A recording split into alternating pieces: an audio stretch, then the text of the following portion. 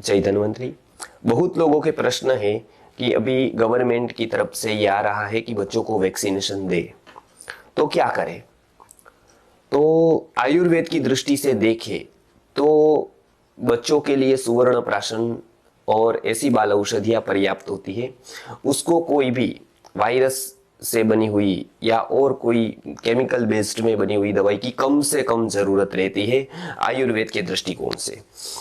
तो पूज्य गुरुजी ने सुवर्ण प्राशन की मूवमेंट पूरे भारत में चलाई और इसके अनेक अच्छे परिणाम मिले। उसमें से कलकत्ता का एक आपने किस्सा सुना होगा, उसका हमने डिस्क्रिप्शन में लिंक रखा है, तो वो भी आप देख लीजिएगा। कलकत्ता के एक बालक को हृदय में छेद था, जो मॉडर्न साइंस से एलोपैथी की दृष्टि से वो असाध्य गिना जाता है, वो क्योर नहीं हो सकता है, लेकिन आयुर्वेद से हमने उसकी चिकित्सा की। नितिन आर्य जी वहां पर थे फॉलोअप में, और केवल सुवर्ण प्राशन और एक दो और दवाई से ही उसका हृदय का छेद संपूर्णता से अच्छा हो गया। तो ये मेडिकल साइंस के लिए एक चमत्कार की घटना थी, लेकिन आयुर्वेद के लिए ये कोई चमत्कार नहीं है। आयुर्वेद ये औषधियों के प्रभाव की बात करता है। तो सबसे पहले हम देखें कि बालकों को वैक्सीन दिलवानी है नहीं दिलवानी है, और उसका जवाब तो कोई कभी भी आपको नहीं दे सकता है, वो आपके विवेक पर निर्भर रखता है।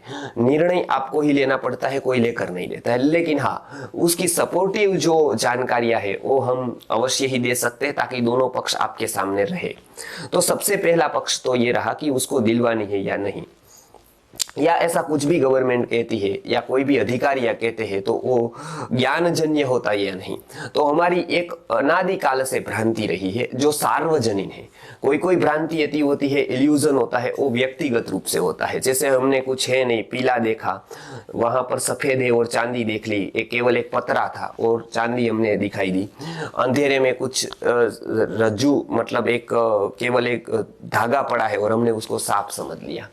तो ये सब व्यक्तिगत भ्रांति है। लेकिन कोई कोई भ्रांति सार्वजनिक होती है, वो सबको एक तरह की होती है। वो है कि सरकार जो भी करती है या जो भी कोई उसको कोई भी वो स्टेटमेंट देती है तो वो सही ही होता है और जानकारी देती है। तो सबसे पहले उदाहरण के तौर पर देखें कि सरकार क्या सब कुछ जानकर समझकर योग्य व्यक्ति को ही देती है, या फिर इसमें भी उनको भी भ्रांति होती है। समझ लीजिए कि सरकार रत्न किसको देती है। भारत रत्न सचिन तेंदुलकर की ही बात ले तो दो चरित्र हम देखेंगे कि सरकार किसको हीरो बना रही है, जिसके कारण लाखों लोग पेप्सी में जुड़े, करोड़ों करोड़ों रुपए भारत के विदेशों में गए। पेप्सी, कोका से लेकर विल्स जैसी सिगारेट, जो भारत नशे से मुक्त होना चाहता है, गवर्नमेंट ये मूवमेंट भी चला रही है और ऐसे व्यक्ति को भी प्रमोट कर रही है जो एडवर्टाइज में करोड़ों अबजों रुपए लेकर युवा पीढ़ी को कोका कोला, पेप्सी, सिगारेट की ओर चला रहे। अब इसको भारत रत्न देना चाहिए या राजीव दीक्षित जी को भारत रत्न देना चाहिए कि जिसने पेप्सी, कोला, सिगारेट इत्यादि छुड़ाकर हजारों करोड़ों रुपए देश के बचाए। तो ये एक पक्ष है। दूसरा पक्ष देखेंगे हम कि जब सचिन की ही बात ले तो राज्यसभा में वो सदस्य के रूप में नॉमिनेट हुए, तो वो क्यों करते हैं उसको नॉमिनेट? क्योंकि इसलिए करते हैं कि प्रजा के प्रश्न वो उठा सके वहां पर, या कोई भी ऐसी देश के हित की बात वहां उठा सके, प्रश्न उठा सके, उसका उत्तर दे सके। उसने, आप देख सकते हैं डेटा पे, 3 साल के बाद पहला प्रश्न पूछा, क्योंकि अपने काम धाम में उसको प्रश्न पूछने की नहीं, प्रश्न सोचने की तक अवसर नहीं है। फ्री होते हैं तो विदेशों में घूमने जाते हैं। तो सरकार का पैसा लेकर 7% केवल उसकी अटेंडेंस रही वहां पर राज्यसभा में, तो उसको भारत रत्न देना चाहिए सरकार को, या पूज्य विश्वनाथ गुरु जी जो रविवार के दिन भी पढ़ाने गए। क्योंकि रविवार के दिन का सरकार मुझे यदि दक्षिणा के रूप में, सैलरी के रूप में कुछ दे रही है, यदि मैं वो काम नहीं करता हूं तो मैं चोर हूं। जिसका पैसा मैं लेता हूं उसका कार्य मुझे पूरी ईमानदारी से, पूरे की पूरी निष्ठा से करना चाहिए।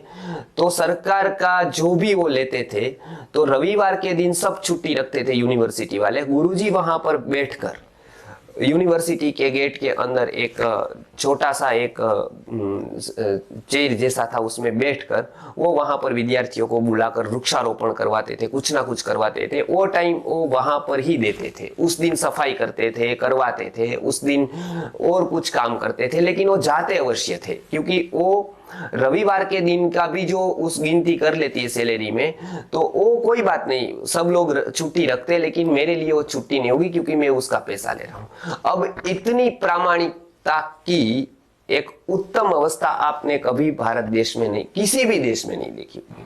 तो उसको भारत रत्न देना चाहिए, या तेंदुलकर को कि जो पूरे पैसे लेकर 7% भी उसकी अटेंडेंस नहीं रही पूरी, और तो भी उसको कोई गिल्टी भी फील नहीं हुई, और उसके पीछे जनता इतनी पागल है कि आज भी भारत रत्न उसको गिनती है। तो आज भी हमको पूछते हैं लोग गुरुजी के फोटो देखकर कि वो भारत रत्न थे, तो क्या गवर्नमेंट कह देंगे तो ही वो भारत रत्न है? नहीं तो वो कागज के टुकड़े या तो लोहे हैं, नहीं तो रत्न है, नहीं तो रत्न की बदले लोहा है, ऐसा है क्या? तो ये भ्रांति से हमको निकलना चाहिए। गवर्नमेंट तो पत्थर को भी रत्न बता देती है, उसको जांचने की फुर्सत तक नहीं है कि कौन रत्न है, कौन पत्थर है, किससे देश को लाभ हुआ है, भविष्य में किसके विचार से देश को आशातीत लाभ होने वाला है। क्योंकि ये सब सोचेंगे तो वो इलेक्शन नहीं लड़ सकते हैं, वो वहां पर खड़े नहीं हो सकते हैं, काम धाम नहीं कर सकते हैं, तिकड़मबाजी नहीं कर सकते। इसके लिए उसके पास ये अपेक्षा रखना कि वो जो कर रहे हैं वो सही कर रहे हैं, जो कह रहे हैं वो सही कह रहे हैं, वो विवेकपूर्ण कह रहे हैं, तो उसको हमको विवेकपूर्ण रूप से हर एक स्टेटमेंट का विचार करना चाहिए। और फिर अपने ग्रंथों को देखकर, मनीषियों के वचन को देखकर, या अभी के विद्वानों के जो ओपिनियंस है, एक्सपर्ट ओपिनियंस, उसको देखकर ही हमको कोई भी अपना निजी निर्णय लेना चाहिए। नहीं तो हम दुखी होंगे और लोगों को भी दुखी करेंगे। तो इतना ही आज हम लोग उसको समझ पाए, भारत के तपस्वियों को और ऐसे अनेक महापुरुषों को हम समझ पाए। इसकी ही ऐसी अभ्यर्थना सह नमस्कार। जय धन्वंतरी।